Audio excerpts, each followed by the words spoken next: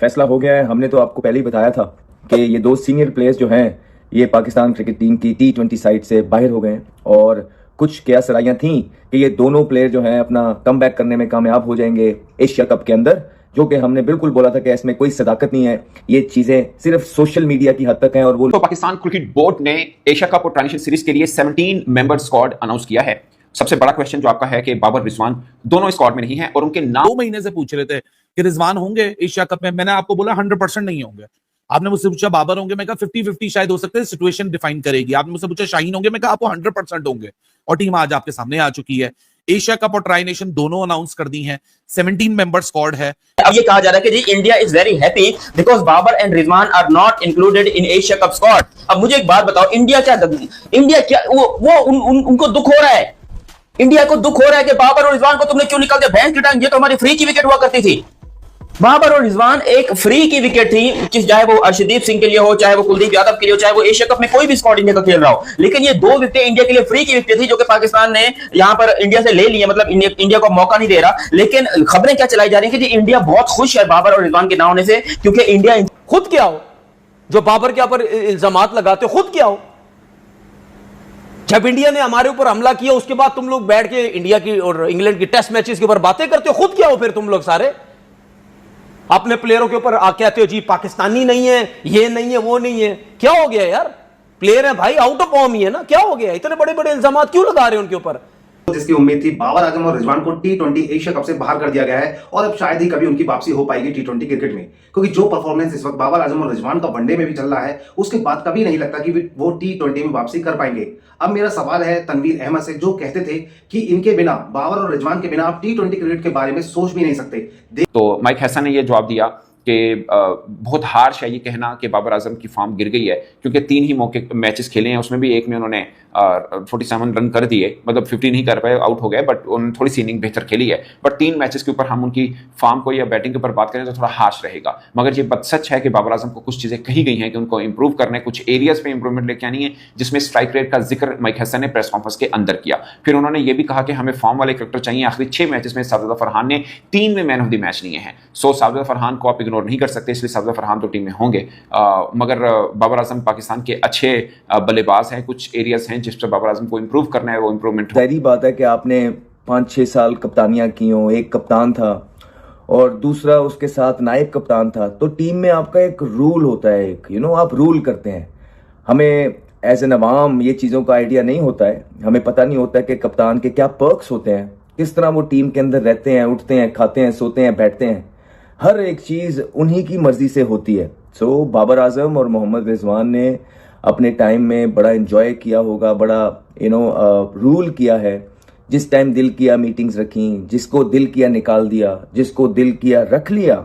जो टीम दिल की खिलाई, जो टीम दिल की ना खिलाई, सारे जो प्लेयर्स यंगस्टर्स होते हैं आपके पीछे पीछे पीछे, आप एक एज अ फादर फिगर आगे चल रहे होते हैं। कोचेज आपके सिलेक्टर्स ने सोच लिया, ये सिर्फ सोशल मीडिया रूमर्स थे कि इन दोनों की वापसी हो जाएगी T20 एशिया कप के लिए, लेकिन ऐसा नहीं हुआ।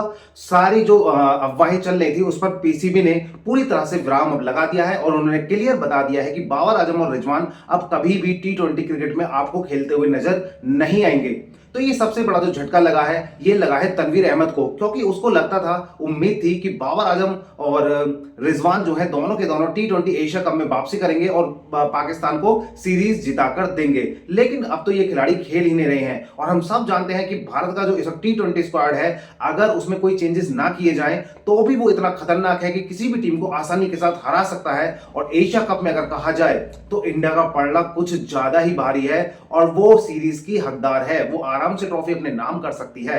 तो ये जो पाकिस्तानी टीम है, इसे बहुत बड़ा झटका लगा है और ये झटका पाकिस्तान के फेवर में है, क्योंकि अगर मोहम्मद रिजवान और Babar Azam T20 Asia cup के लिए सिलेक्ट हो जाते ना तो वो और ज्यादा अंडर प्रेशर होते, जिस वजह से उनकी परफॉर्मेंस नहीं निकलती और उसका खामियाजा पूरे पाकिस्तान को भुगतना पड़ता और हमें सिर्फ इतना होता कि हमें एक अच्छा मैच देखने के लिए नहीं मिलता। तो पाकिस्तान क्रिकेट के लिए अच्छा है कि अब सिलेक्टर्स भी समझ चुके हैं इस चीज को कि हमें नए खिलाड़ियों पर भरोसा करना चाहिए भारत की तरह और उन्हें मौका देना चाहिए ज्यादा से ज्यादा, क्योंकि आने वाले समय में नए खिलाड़ी ही सीनियर बनकर उभरेंगे और सीरीज जिताएंगे और ट्रॉफी जिता सकते हैं आने वाले समय में पाकिस्तान को। क्योंकि ऐसा नहीं है कि पाकिस्तान में टैलेंट नहीं है, लेकिन कुछ टाइम से इन्होंने किंग किंग कह के बाबर आजम को इतना ज्यादा क्रिटिसाइज कर दिया कि उसके बाद से उसका लगातार डाउनफॉल स्टार्ट हो गया। तो कम से कम जब टीम में 4 से 5 स्टार होंगे ना तो टीम चलती है। ये नहीं कि आप सोचें कि नहीं भाई बाबर आजम कर लेगा, ये हसन अली की वजह से हुआ था कि भी किंग कर लेगा। उस किंग ने ऐसी ऐसी तैसी करी है पाकिस्तान क्रिकेट बोर्ड की कि बिल्कुल बेकार हो गए बाबर आजम। उसके बाद उनकी परफॉर्मेंस ही आनी बंद हो गई। तो हमें सबसे पहले सोचना होगा, क्या हमें किसी खिलाड़ी को इतना चढ़ाना चाहिए कि वो अपने आप को सच में किंग समझने लगे और अपनी परफॉर्मेंस पर ध्यान न दे, प्रैक्टिस पर ध्यान न दे? क्योंकि अगर आप प्रैक्टिस नहीं करेंगे और एटीट्यूड में रहेंगे और सोचेंगे हम तो विराट कोहली, सचिन तेंदुलकर के लेवल के खिलाड़ी बन चुके हैं, तो आपसे परफॉर्मेंस किसी भी हालत में नहीं आएगा।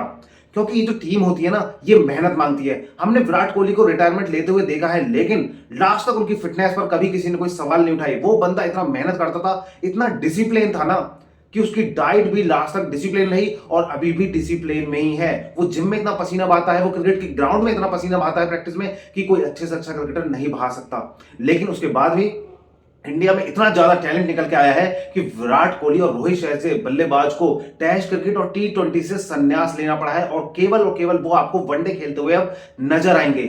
और उनके बारे में तो किसी ने बात ही नहीं की, क्योंकि जो ये नए लड़के आए हैं ना, इन्होंने इतना अच्छा क्रिकेट खेलकर दिखाया है कि लगता ही नहीं है कि विराट कोहली और रोहित शर्मा कहीं गए हैं। अब इंग्लैंड सीरीज से पहले ऐसा लग रहा था, इंग्लैंड को भी धोखा हो गया था कि हम आसानी के साथ इंडिया को हरा देंगे। तो उन्होंने बयान दिए थे कि एसएस से पहले हमारी अच्छी प्रैक्टिस हो जाएगी इस यंग इंडियन टीम के साथ। लेकिन यंग इंडियन टीम ने इतना शानदार परफॉर्मेंस करके दिखाया इंग्लैंड में कि वो भी मान गए इस बात को कि भाई इंडिया में परफॉर्मेंस और खिलाड़ियों में बहुत ज्यादा दम है और उन्हें हराना काफी मुश्किल होता है।